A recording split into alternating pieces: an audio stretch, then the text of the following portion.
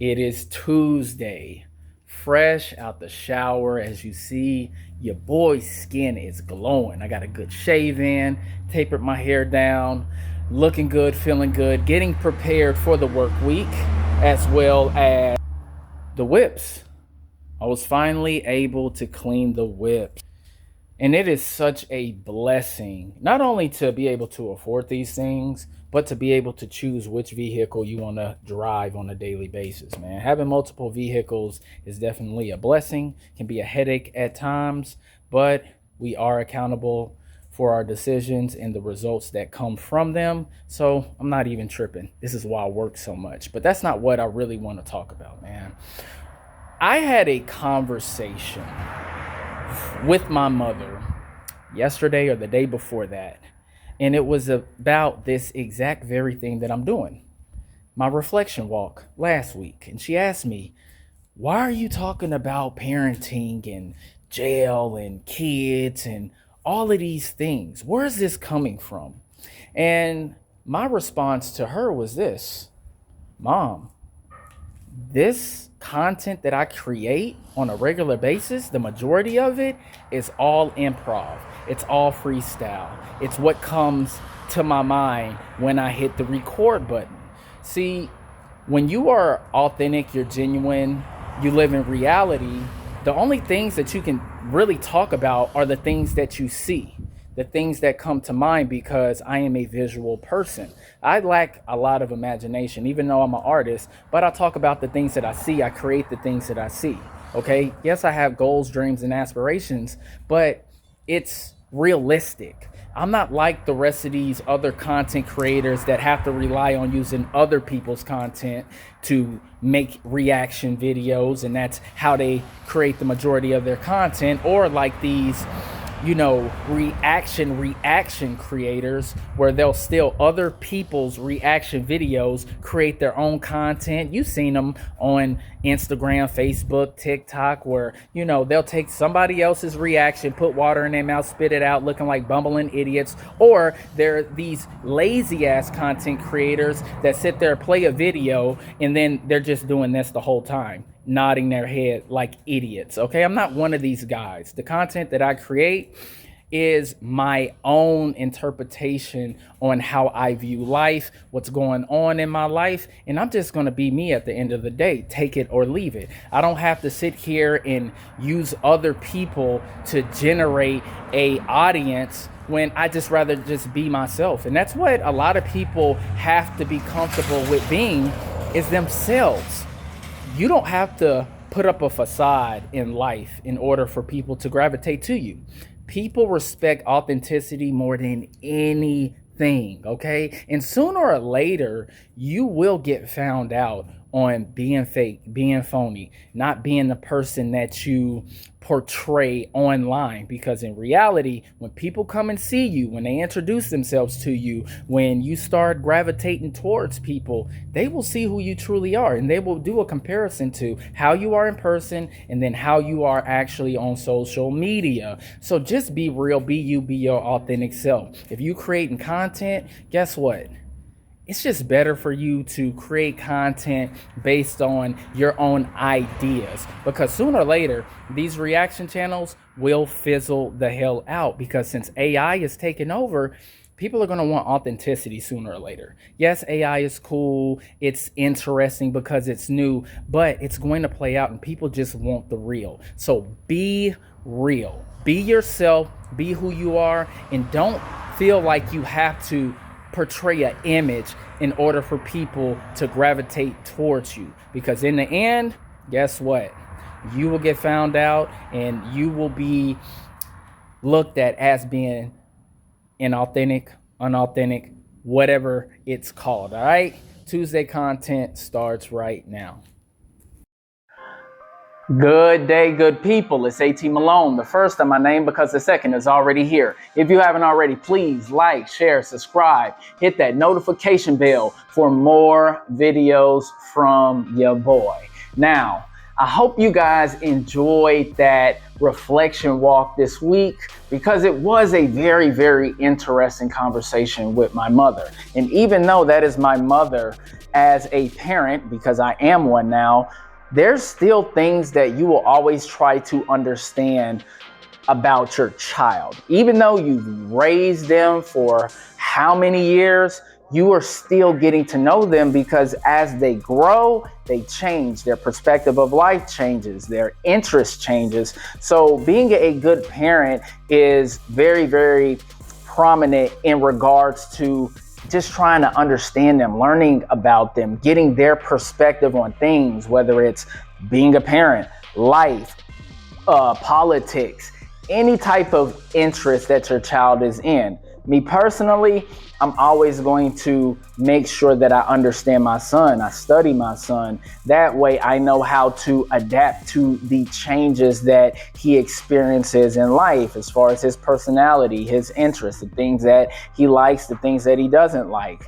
So you got to make sure that you keep that open line of communication with your child, with your family members, with your significant others. And the funny thing that we're talking about actually this week is going to be communication. Now, it's Tuesday, and you know why we are here. We are on The Richest Man Who Ever Lived, King Solomon's Secret to Success, Wealth, and Happiness. And we are on chapter 5, titled The Key That Opens Any Door. And it starts out with a proverb, of course, and it says, "The heart of the wise teaches his mouth and adds persuasiveness to his lips." And that's Proverbs 16:23. Now, Solomon's key can open any door and activate any ignition in the world. They can also open any mind and the hearts of your spouse, children, employers, etc. Now, what is Solomon's key, you might ask?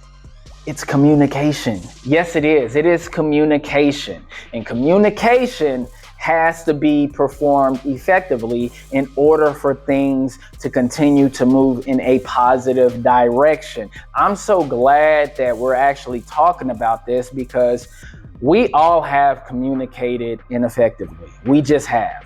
We're humans, we make errors, mistakes, and we're still learning, especially if you're like in a new situation, as far as like if you're a new parent or if you're in a new relationship, you're still learning about that person. So I'm really, really excited about this chapter. Now, we're going to get into it, which is ineffective communication. The number one problem in business and life. Whether you're at work or at home, most ideas are ignored or rejected due to ineffective or unpersuasive communication. And according to most CEOs, that's the number one problem in business. And Dr. Smalley also says it's the number one problem in relationships as well. If you master the communication skills that Solomon offers, you will activate levels of success that far exceed those who lack these skills.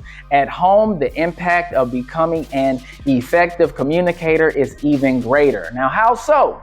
Well, it can be destructive as it's beneficial. You can say the wrong things at the wrong times or not say anything at all. Now, this hits close to home because I am a homeowner. Yes, I am a single father, so I have to make sure when I have these sit downs with my son on a weekly basis that we communicate with each other effectively. I'll ask him a question, a very direct question, and his response is what I write down. So when he gets older, we can go back and backtrack. But in order for me to even do that, we both have to communicate effectively with each other. The questions that I ask, he'll tell me if he doesn't understand it or not, or I'll tell him I don't understand your answer, and we'll go back and forth so we can get a better understanding. So when you are talking to your children, you got to break things down as far as the maturity level that they're at currently, and just make it very simple. Don't make it,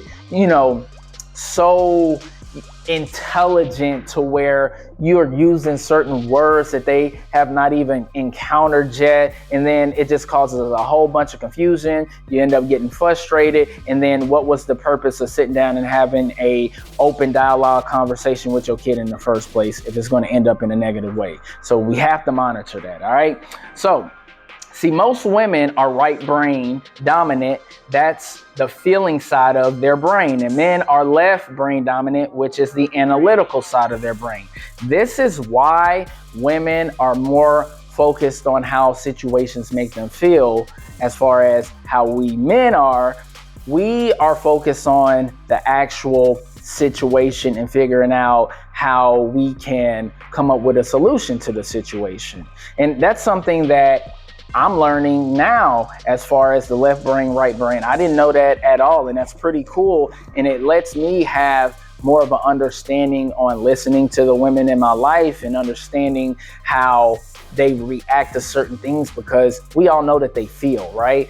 But knowing the fact that certain situations trigger in their mind, they start feeling things more than, okay, how do I figure this out with me, using the left brain. Now I get a better understanding on how to deal with them when these type of situations occur. All right.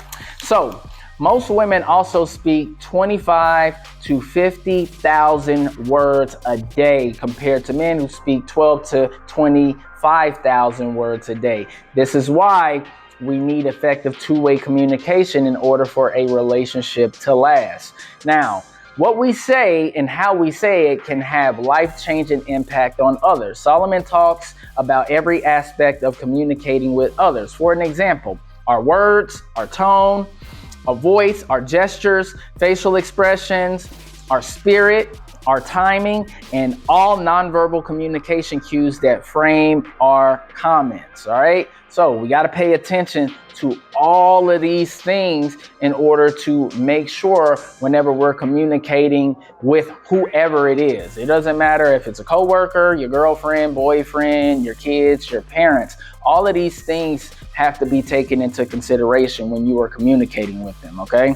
So your communication can extinguish anger or escalate it. Proverbs 15:1 states, a soft answer turns away wrath, but a grievous word stirs up anger. Whenever we get angry or encounter someone who is, we have a choice to make. We have two of them. We can either fuel the fire or extinguish the flames. As humans, our natural inclination is to follow the path of least resistance. So if you're an angry person, you're more inclined to allow it to spin out of control. Or if someone you encounter is showing anger towards you, your natural inclination is to return the favor. See, this is why I always tell people, do not argue with your woman, okay?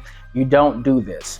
You are the leader, okay? You are the last word of every freaking decision, unless you go ahead and, allow her to make that decision, because we have a reputation to uphold, being the leader, being a king. Me personally, I run the show in my household, okay? I run the show in my relationship because my job is to take care of my woman, okay? I'm here, she's here. I believe in God, man, woman, child, okay? I am very traditional in that aspect, and I paid the cost to be the boss.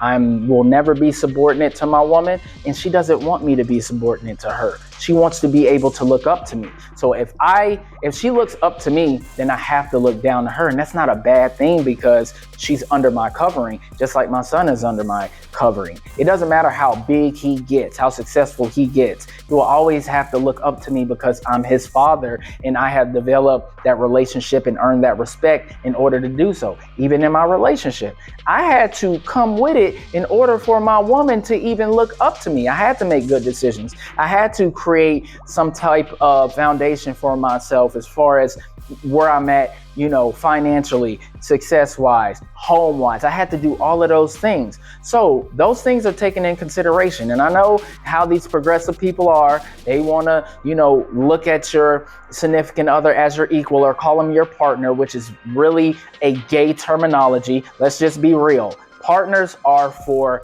gay people. They're not for heterosexual relationships. I know y'all might be like, oh my God, I cannot believe you said that. But this is just the reality, okay? Men lead, women follow. Do not argue with your woman because you could say, things that you do not mean. And you might just dry up the box. Let's just be real.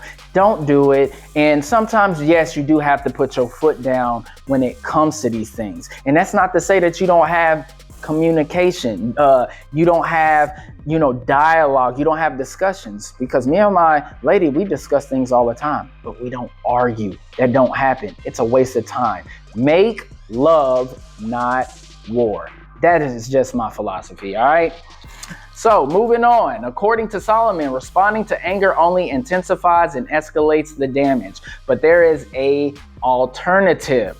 You can respond with kind words, a soft tone, a voice, gentleness with our tone and approach. Now, everybody talks about dealing with masculine women. We all have dealt with masculine women, okay? I have dealt with a lot of masculine women.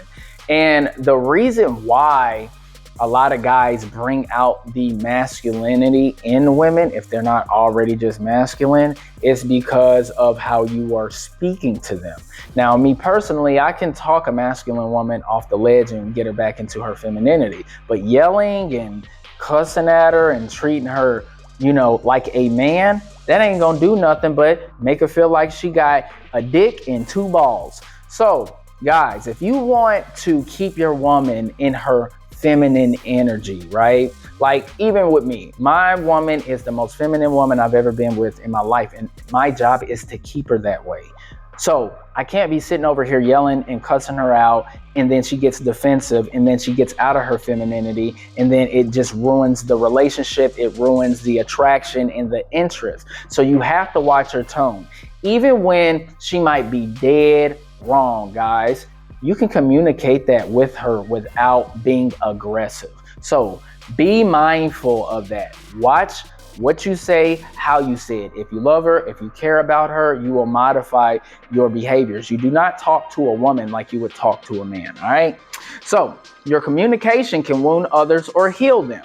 Now, we have another Proverbs. It says, there is he that speaketh like the piercings of a sword, but the tongue of the wise is health. And that's Proverbs 12:18. Now, nearly every parent desires to build self-esteem and emotional health within their children, yet countless parents throw verbal daggers at their children.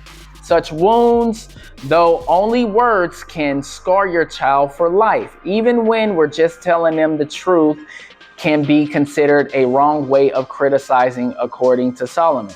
The wrong way to inflict deep wounds. The right way usually leaves no wounds at all. Now, we all have done this. I know I have. I have said things that I had to go back and apologize to my son because it was pretty harsh, even though it was the truth, but I could have modified it away, better. And I've even asked him, hey, what did you think when I said this? And he will tell me, listen, I didn't like that. It didn't make me feel good at all. And I said, you know what, son, you're right. I'm not going to do that anymore. I'm not going to, call you these names. And especially on that basketball court, I am the loud, yelling parent, okay? And I had to modify some of the things that I said because he would just break down on me when I would say certain things, even though it was the absolute truth. So now what I do is I tell him, look, if you don't hear daddy saying anything at all, that means you're doing your job. But when I am yelling, I am holding you accountable at certain things. Maybe you're not playing defense. Maybe you should be rebounding better. Those are the things, and he takes it and he uses that information and that insight that I'm giving him, and he corrects the mistakes right then and there because he's a kid, and their brains aren't fully developed. They don't know a whole lot. So we have to continue to feed them information, but we have to go about doing it the right way. I'm still learning, okay? I'm not perfect at all, even though I know I'm an excellent father, but I'm not a perfect father. I still make mistakes, and I am doing my best to correct them, all right? Now, Solomon says that a wise man or woman will use communication to bring healing and health to others. Now, Proverbs 16:24 states that pleasant words are as an honeycomb, sweet to the soul and health to the bones. He also says in Proverbs 12:25, heavenliness in the heart of man makes it stoop, but a good word makes it glad. Words of praise, appreciation can penetrate one's mind and heal one's soul. So it goes back to what I was just saying, guys, about making sure that, you know, you monitor how you speak to people, monitoring your tone, the words that you say, because they can hit deep. Or if you reverse that and you give them words of encouragement, inspiration, motivation, that might be the driving force that will propel them to a whole nother level of success. So we gotta monitor how we communicate with our loved ones, with people in general, because you don't want to be a rude asshole to people. They will not respect you. They will not want to deal with you, and doors will close on you instead of open if you are not communicating effectively. All right. Now, that was Tuesday's content. Now it's time to clip and edit and drop this bad boy tonight. I hope you guys enjoyed this. Don't forget to like and subscribe, and I will catch y'all later. Peace. Feel like they tryna box me in, so I keep a small circle around me, so fuck friends, I kept it